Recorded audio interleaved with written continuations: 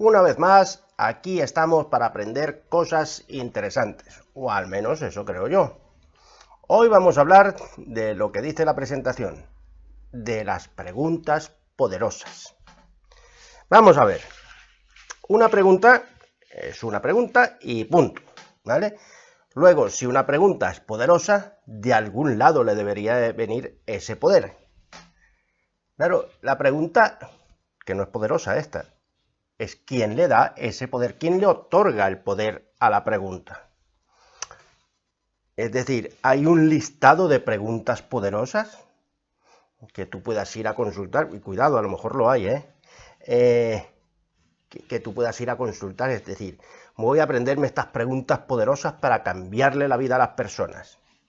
Y si te las aprendes, pues nada, irás cambiando vidas por ahí a diestra y siniestra. Veamos, una pregunta depende, el poder de una pregunta, perdón, depende de muchas cosas. Una, el contexto, ¿vale? O sea, ¿en qué contexto estás haciendo esa pregunta? Porque vamos a ver, si hay una pregunta poderosa en el supuesto listado este, y tú vas a comprar el pan en la mañana y le haces la pregunta poderosa a la persona que te vende el pan, dudo mucho que le vayas a cambiar la vida. Si el bar o la cafetería donde te vas a tomar el café le haces la misma pregunta, dudo mucho que le cambies la vida a esa persona. Por lo tanto, esa pasa a ser una pregunta más del montón, ¿vale? Después no solo depende del contexto, sino depende del momento en el que hagas esa pregunta. Recuerda una cosa, que una pregunta, el cerebro de la persona que va a responder esa pregunta necesita gestionar recursos y necesita, si la pregunta está bien construida y es realizada en el momento justo, pues la persona necesita procesar ciertas cosas para responder esa pregunta, o por lo menos responderte de la manera que tú estás esperando. Y esto son recursos que gasta el cerebro de dicha persona, de la persona que va a responder esa pregunta. Por lo tanto, si no estás en el contexto y no es el momento adecuado, vas a recibir una respuesta mucho menos poderosa que la supuesta pregunta poderosa.